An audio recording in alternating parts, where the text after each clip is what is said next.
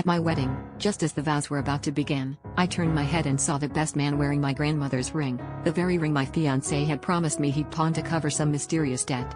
My heart dropped as memories flooded back of the heated arguments and the promises that followed, each one as empty as the last.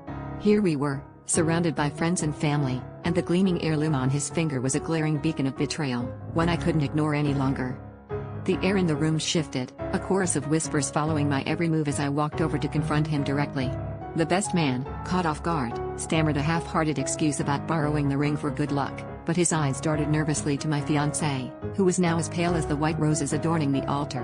My fiancé tried to intervene, to spin another web of lies, but the truth was already unraveling. The best man confessed they'd been gambling together, and my grandmother's ring had been his collateral in a reckless game of chance.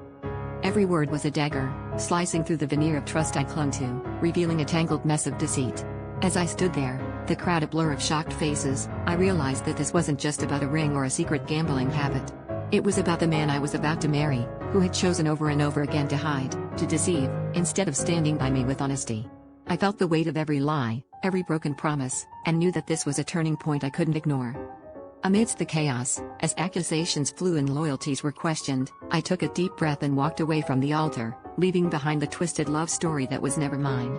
In that moment, I understood that the real conflict was within me, between the desire to forgive and the need to stand up for a love that was real, genuine, and free from deceit.